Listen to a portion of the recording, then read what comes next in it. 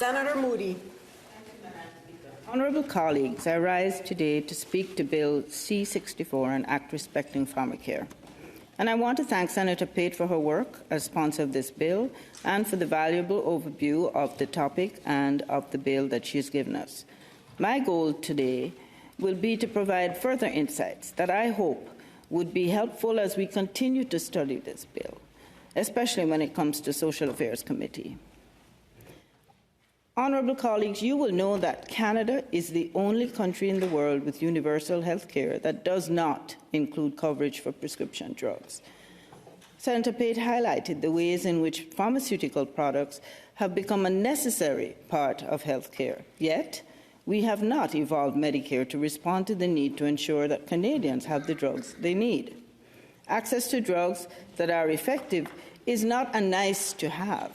Colleagues, let's be clear, we should consider it a human right. In Canada, over the past many decades, a patchwork system has evolved through hundreds of thousands of private insurance plans and public plans. Insurance companies, industry, and others will tell you that 97% of Canadians are covered by insurance plans. I would urge you, colleagues, to view these numbers with much skepticism.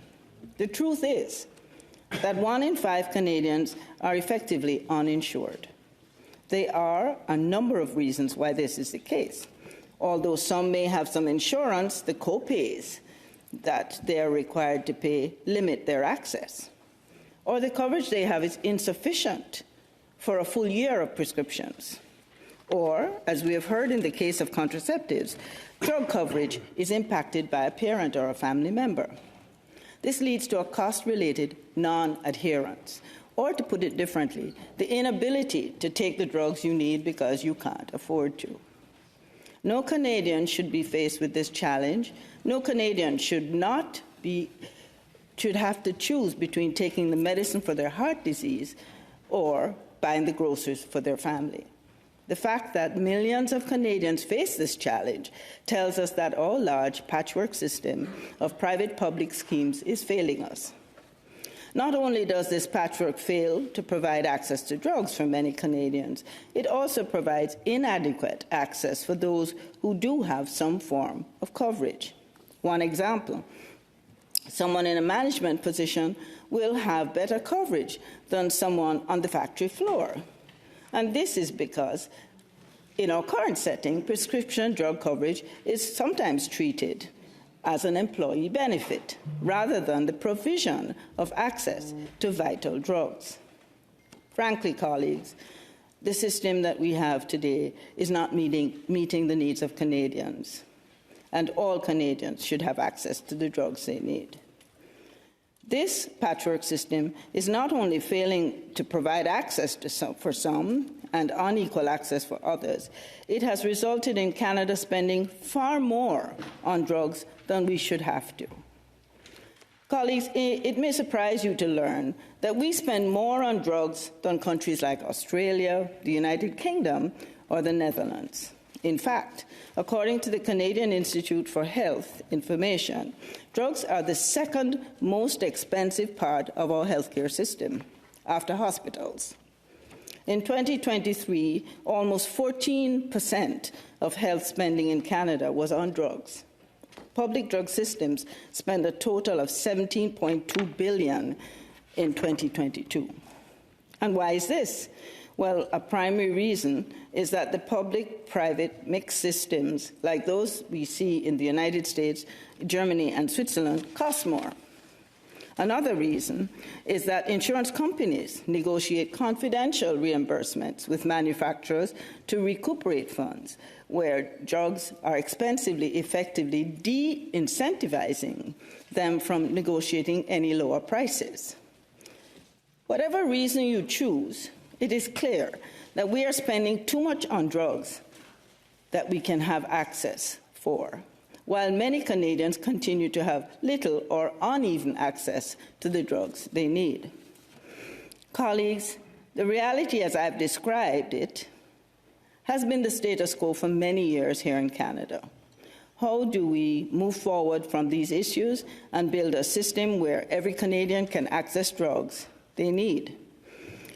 I'd refer us to the recommendation of the Hoskins report, and I quote, "The Council recommends the federal government work with provincial and territorial governments to establish a universal, single-payer public system of prescription drug coverage in Canada."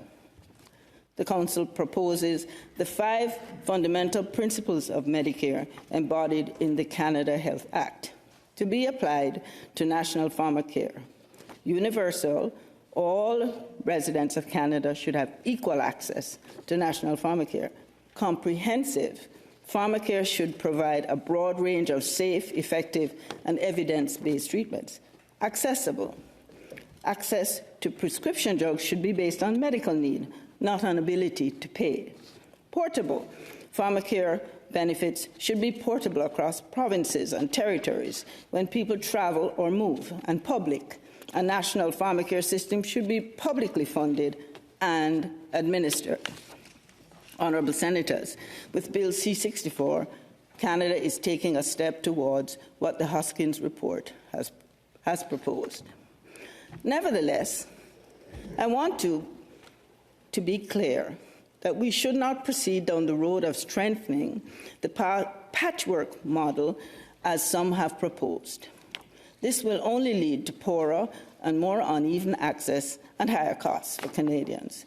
In fact, the idea of public systems stepping in to cover the cracks and pay for more expensive drugs is really expecting the public to take on a greater financial burden while private insurers continue to draw profits.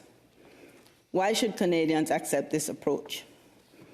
I want to draw from the example of the UK. There, outpatient prescriptions come with a copay of $13 US, while hospital prescriptions are entirely free. There are also mechanisms to keep costs low for those who have a heavy burden of prescription, and many don't have to pay at all: children, seniors, and those with disabilities. This is a strong system of universal, single-payer, publicly administered, and provides much greater overall value. In fact, in 2021, the UK system spent $517 US per capita versus Canadian system, which spent $865 US per capita, demonstrating that a national pharmacare as part of our healthcare system can provide access to medicines while lowering overall costs. Colleagues, this brings us to Bill C-64. And I can say that in some sense, it is an underwhelming bill that leaves us with some questions. I would describe C-64 as effectively doing 3 things. The first, it provides guidelines to build a national pharmacare system. This includes, for example, important conditions such as working with provinces and territories and Indigenous peoples, and considering principles such as accessibility, affordability, and appropriate use. It also gives the minister authority to enter into agreements for related products intended for contraception or the treatment of diabetes, and the responsibility to consult with the Canadian Drug Agency. The minister is given many responsibilities in this bill, but it should be noted that the minister does not have to wait for this mandate given by C-64 to actually begin the discussions with key parties. In the second place, C-64 lays out certain key principles for pharmacare, namely, it should be universal, single-payer, and first-dollar program. And finally, C-64 puts forward contraceptives and diabetes-related medication as the pilot project for pharmacare, the first of what should become an expanding formulary. Colleagues, this is promising in some respects, but I have many hesitations about whether this bill truly brings us on the road towards universal pharmacare. The first is the significant ambiguity in the bill. It is not immediately clear whether C-64 will lead to a truly single-payer, publicly administered, or will simply fill in the gaps so that universal access, quote-unquote, becomes an umbrella term incorporating both private public plans. The Parliamentary Budget Officer in his March review of the bill, stated that the new program, and I quote, will cover 100% of the expense on diabetes and contraceptive medication for those who currently do not have public or private drug plan coverage, and for those who currently do not fill their prescriptions due to cost-related reasons. The latter group is assumed to be 14% of total prescriptions. This program will also cover the out-of-pocket portion of prescription costs for those who have public-private plan drug coverage. Is this the case?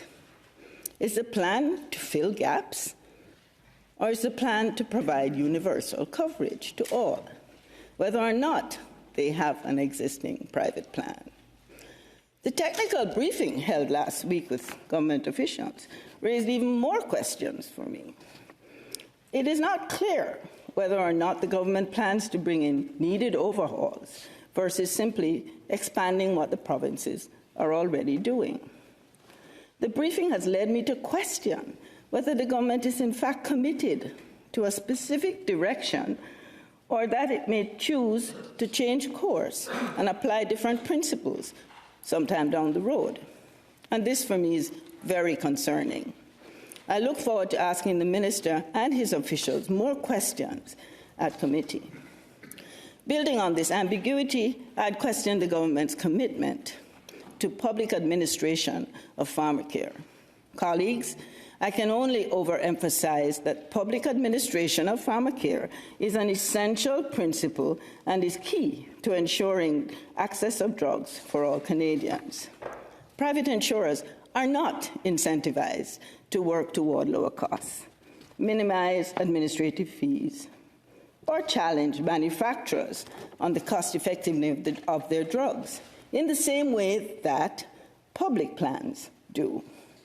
To be clear, this is not to demonize private insurers by any means, but it is to highlight that as businesses, their interests are markedly different to the public's interest.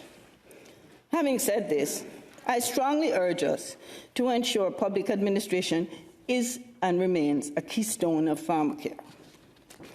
Honourable colleagues, I support universal Pharmacare and the intentions of the bill C-64. I believe that this bill should become law, but we have important work to do to make sure that the bill is as strong and as clear as it can be so that universal Pharmacare can become reality. I look forward to seeing this bill before the Social Affairs Committee, and I welcome senators who are interested in this bill who are not in the committee to join us so that together we can strengthen this bill for all Canadians. Thank you. Merci. Miigwech.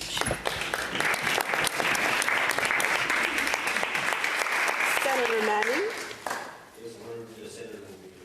Question, please. Senator Moody. Yes. Senator Manning. Thank you, Madam Speaker, and I want to thank both Senator Osler and Senator Moody for their speeches, and I won't pretend for a moment to have the lifelong experience that both of you have in healthcare. But I'm always concerned about the delivery of healthcare and the announcement of plans, the announcement of programs. And I'll talk about the dental program for one moment. I have a half dozen calls in my office in the last month from seniors who cannot participate in the program for lack of insurance reasons, for even some that have some insurance that's not covered by their insurance. And now we're talking about a Pharmacare program. So I want to know if you feel confident that Bill C-64 will give to vulnerable Canadians, seniors in many cases, the opportunity to participate in the Pharmacare program, because there's, it sounds wonderful on the outset sometimes, but the reality of what happens down the line is concerning for me, and I just want to know what you would think about that. Thanks. Senator Moody. Thank you, Senator Manning. Yes, I think there is a lot of potential in Bill C-64. I think it can deliver on exactly what you speak about. But we have to be very clear in the language of the bill that there can be no exceptions taken, that in fact the approach is going to be a consistent one across, in principle, at least across provinces. The provinces will negotiate how they deliver their health care, and so how they actually end up in terms of delivery is going to perhaps look different. But I think that if we are strong with the bill... Thank you. Time for debate has expired. Senator Martin? Adjournment of the debate.